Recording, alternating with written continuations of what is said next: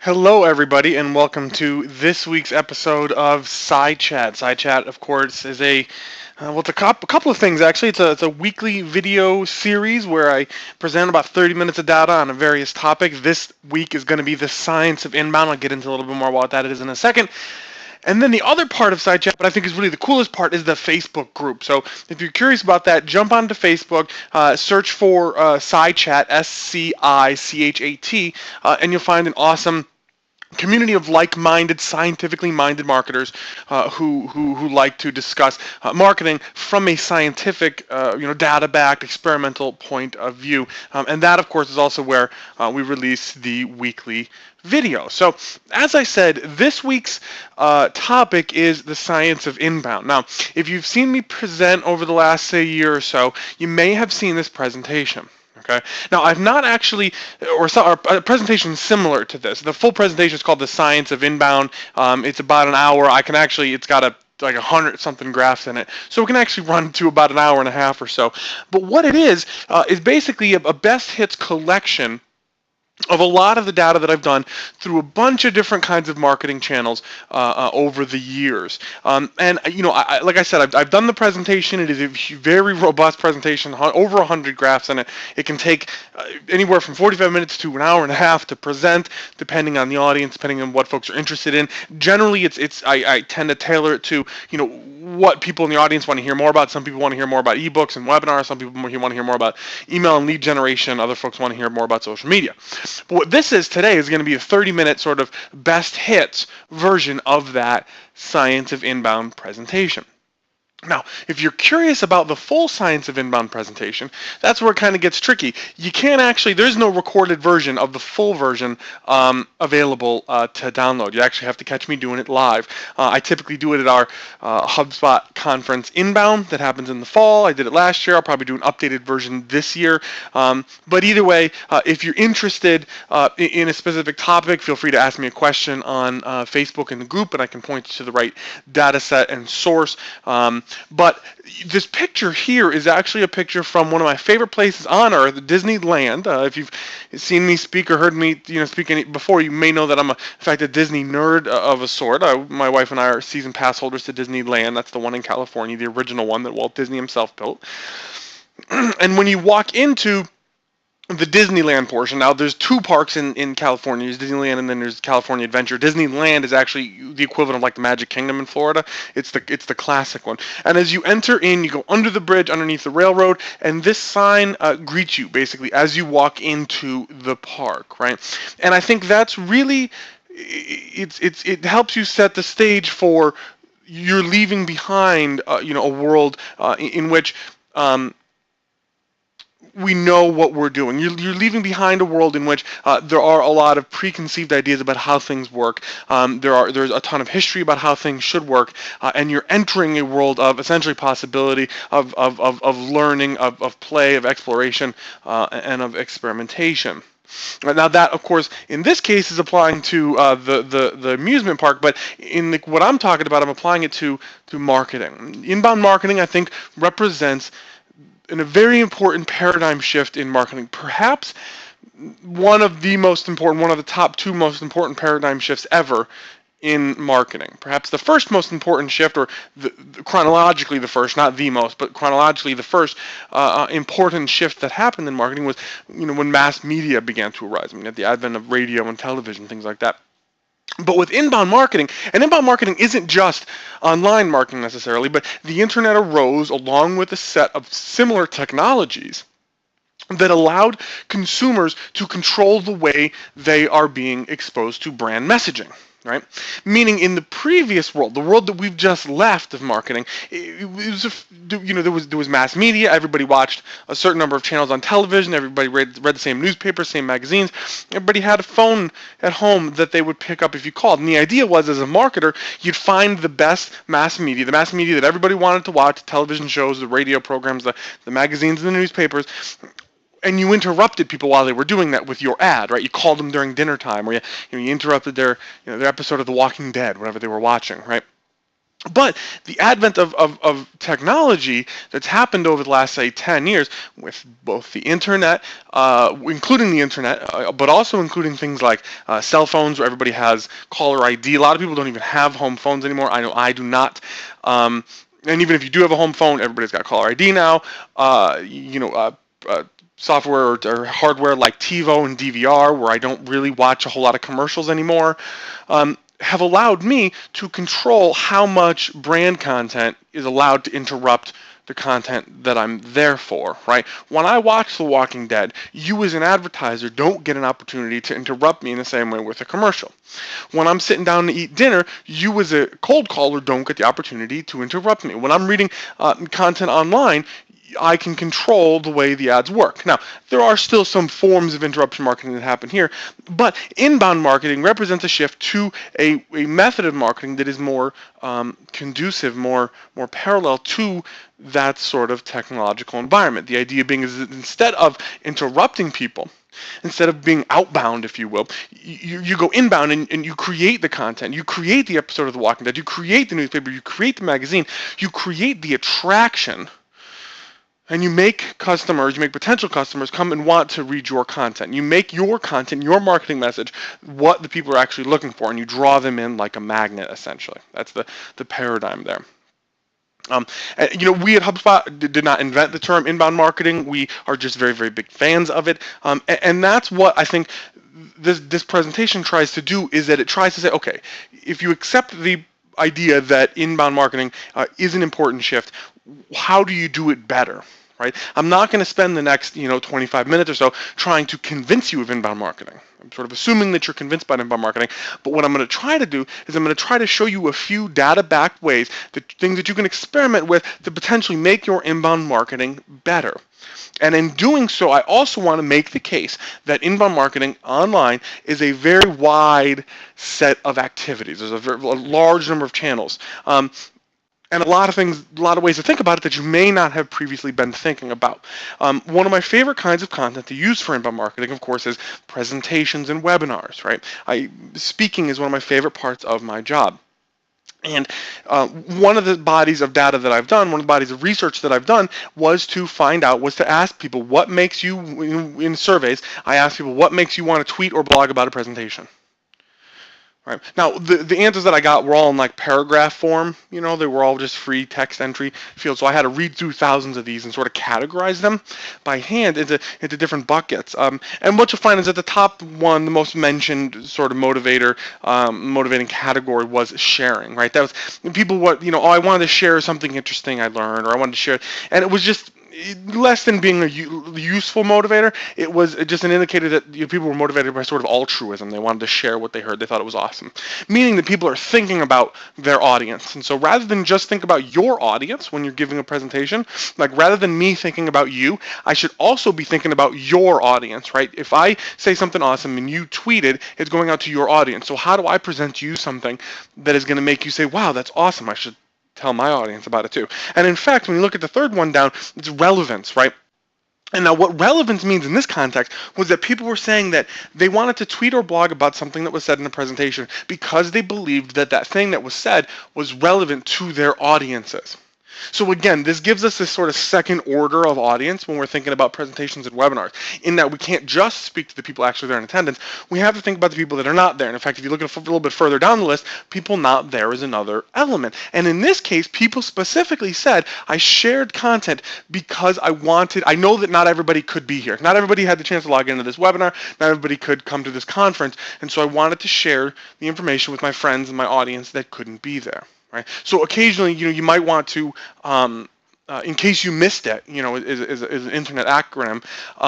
You might want to remind people that some of this content might be useful to their audience and to their friends who could not, and colleagues who could not attend it. Now, a couple of before people not there, you see people there. And what that means is that people were sharing information, tweeting and blogging stuff from presentations and webinars because of the community that sprung up about the webinar or about the event. Meaning, if I'm at a conference and there's a hashtag and I'm tweeting on the hashtag, I become part of a community. There's an extra community layer, an extra communication layer applied over the top of the real world conference. And as a conference attendee, or even as a webinar attendee, this works as well.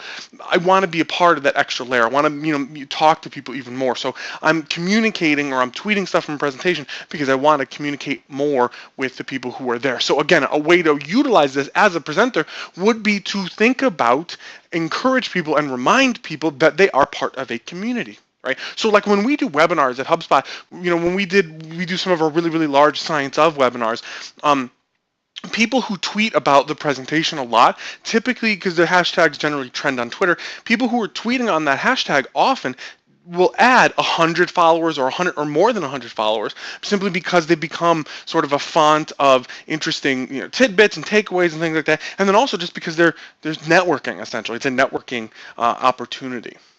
So there's a bunch of other stuff, and in some of my other presentations, I'll delve into some of the more of these motivators in greater detail, but those I think are the most important ones to think about.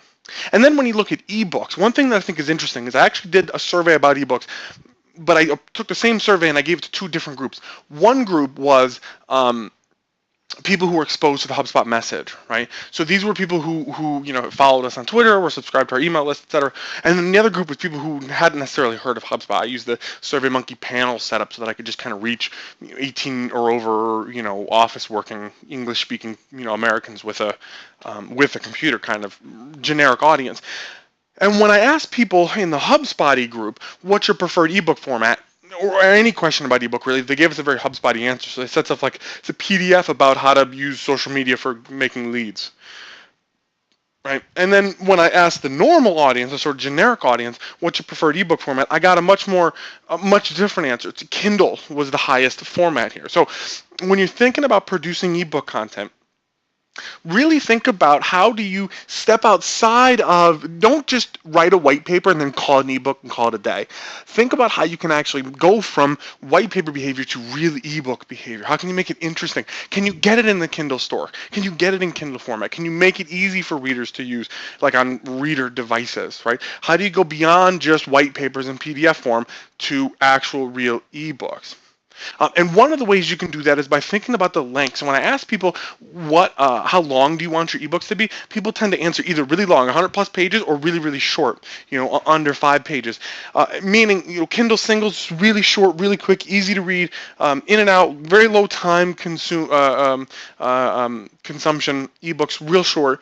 That's one way to go. Or go totally the other side and go for the robust, long, in-depth, heavy-duty, sit down for a while with a cup of coffee and read, maybe on a long airplane flight, 100-plus page ebook. So again, the key with ebooks, I think, what the big story that my dad told me was that you really need to get outside of just thinking about ebooks as white papers and thinking about, when you ask most people what an ebook is, they're really describing something like, shades of gray on a Kindle on the beach, not a PDF about, essentially a white paper, just called an ebook.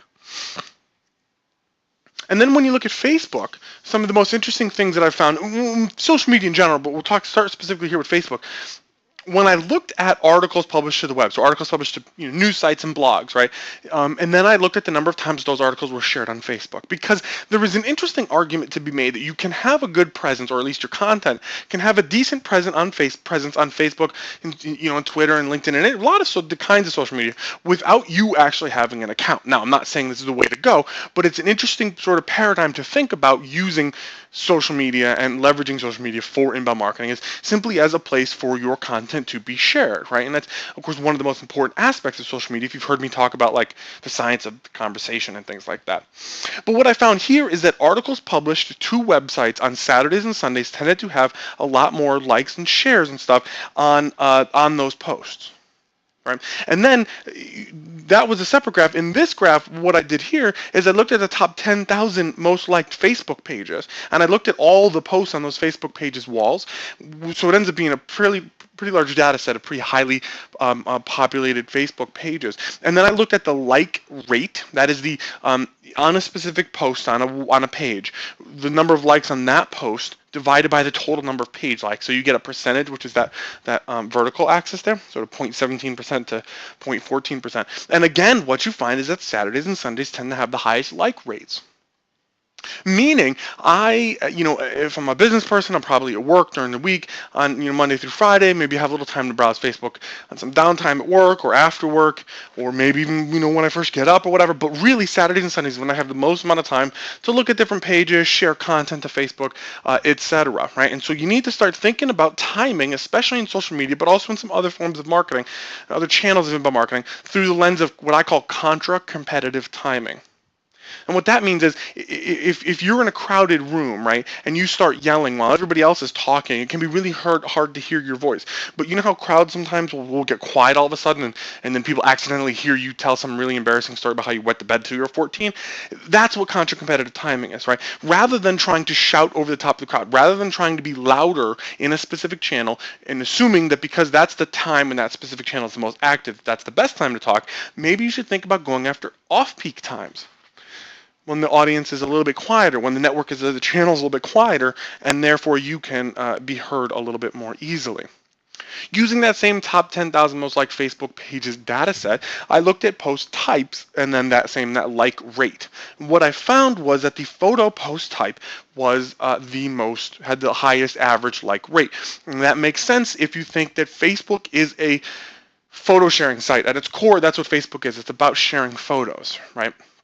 And that leads into a very interesting discussion about, I think, one of the biggest trends of 2013 and going forward, it's going to continue to be even bigger, is the prevalence of visual content in social media, right? Just now that phones, a lot of people have, these great smartphones with great cameras, but then additionally the processor power and the storage power and the memory is good enough to be able to do some photo processing. The software is good enough that you can do some great photo stuff. You can flip through, view photos and videos and short videos very easily, and the networks are there such that visual content is becoming increasingly important. So on Facebook, that is the case. Photos, when I'm on Facebook, I will read some text, but for the most part, I'm flipping through, photos of my friends' kids, stuff like that. And then occasionally, a photo from a brand. So if you're not using very much visual content on Facebook, definitely take this as a call to experiment a little more with it.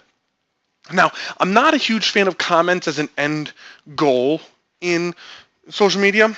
Right, I don't think conversation. And again, my thoughts on conversation are a much larger topic. So search for Science of Conversation, and you'll find my thoughts on the matter. But on Facebook, commenting, getting more comments on your content can be good because of EdgeRank, right? So if you increase your EdgeRank through increasing, comments, then hopefully your content will be seen more often. And so one of the easiest ways to do this is by asking questions. So I looked at these posts on these top 10,000 Facebook pages, and I broke down into two groups: that the posts that had questions in them, i.e. the orange bars, and then the posts that did not have questions in them, the gray bars. And then I compared those two buckets on three categories. First, the like rate, that is that, likes on a post divided by the total likes on the page, and then comment rate, the number of comments on a post divided by the total number of likes on the page, and then share rate, the number of shares on that post divided by the total number of likes on the page. And what I found is that posts with questions in them tend to get about double the like rate or the comment rate, right? Or a little more comments, but they tend to get fewer likes and shares. Now,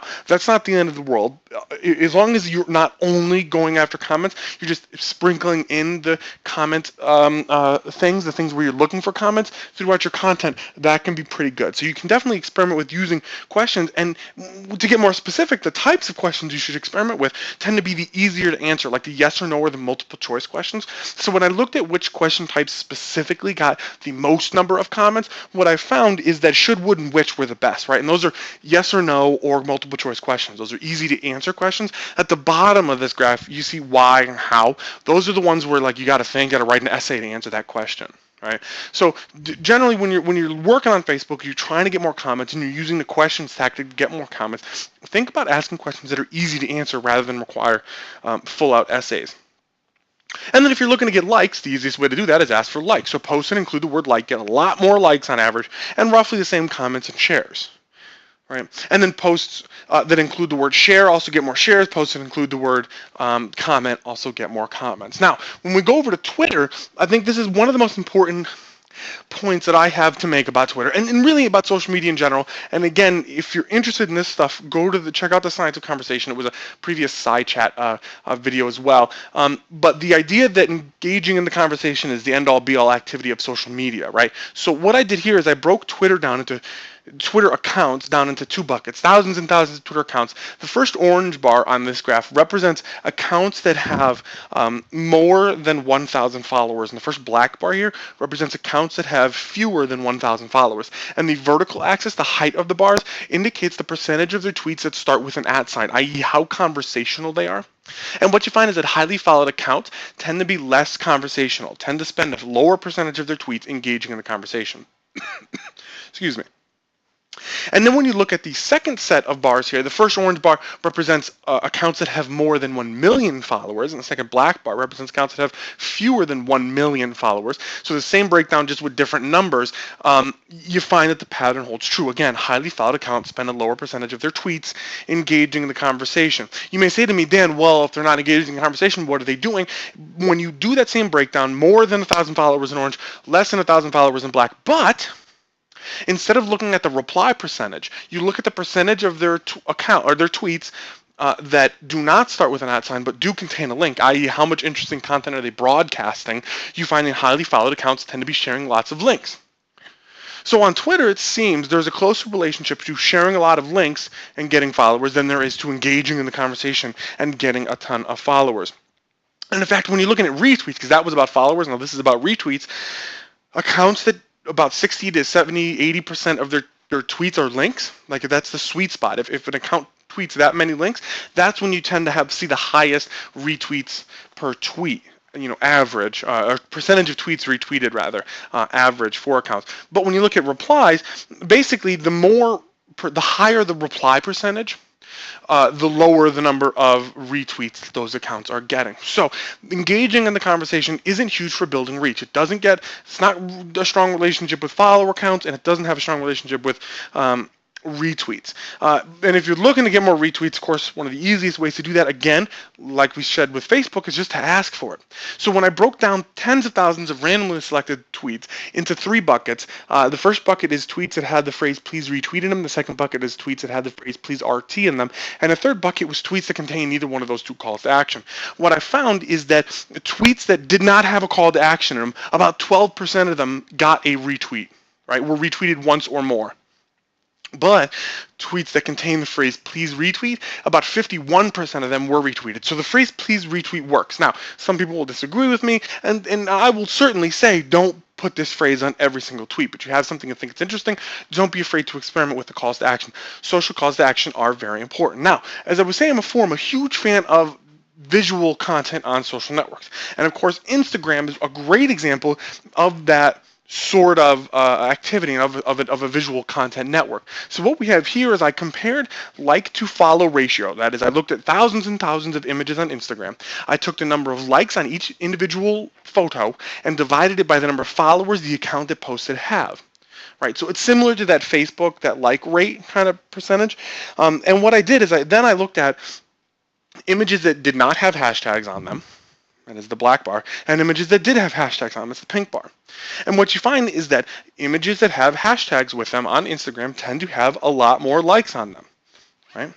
There's a lot of reasons for it, but I think the key one is that people who don't know you are, the only way that somebody who doesn't know you is going to be able to find a photo of yours on Instagram is if they're flipping through a tag list, like a list of tags that they're interested in, and they see one of your photos, right? So when you're working on Instagram, definitely experiment with different kinds of hashtags. You may say to me, Dan, what kinds of hashtags should I use? So every hashtag in this list right here is way up at the top of the list of most liked hashtags, right? So the stuff at the bottom is still way better than your average hashtag. It's just not the very, very top. So basically the top half of this graph is reciprocity indicating hashtags. So stuff like follow for follow, like for like, follow the number 4, follow, like the number 4, like, things like that. Basically, these are hashtags that indicate that if you slap this on one of your images and then somebody's browsing that hashtag and they see your image, they're going to like your photo with the expectation that you're going to go over and like one of their photos.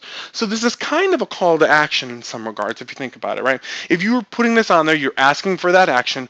and you're saying I'll follow you if you follow me, that kind of thing. Now, you can't always guarantee the quality of the kind of interaction or the kind of reach you're going to be building if you're really abusing hashtags like this.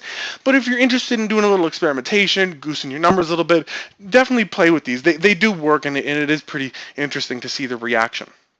On the bottom of this list, however, I think is a little more interesting, maybe a little more theoretical, but still certainly useful. Excuse me. It is a list of hashtags with stuff like sky, clouds, sunset, sun, nature, summer, things like that. Now, what these are sort of universally appreciable hashtags, meaning if I see this hashtag on an image, I do not have to know you to know that I may appreciate it as well. Right? It reminded me of Fievel from American Tail. We were both under the same star, same sky tonight, whatever the song is, same moon, something like that. Meaning, if you post a picture of a nice sunset, I can find it beautiful even if I don't know you personally, right? And that's interesting because when you compare it to the least liked hashtags, it's stuff like love you, love them, drunk, New Year's Eve, best friends. It's stuff like, if I don't know you, those kind of hashtags, the hashtag drunk, I'm not going to get really any benefit, any value out of going through that hashtag if I don't actually know you. Or hashtag best friends, I don't care who your best friend is if I don't actually know you. I'm not going to get any benefit out of that. Right? Although it is funny to kind of imagine the people that slap hashtag best friends on all their Instagram photos. I mean, they probably do that. I say that in real life now too, just because I think it's funny, but think about that when you're using hashtags. Think about the universal applicableness of the universality, I guess the word would be, of your hashtags. Are you using hashtags to indicate to a viewer that even if they don't know you personally or they don't already know your brand, they can still find some benefit, some value out of the content you've posted to Instagram?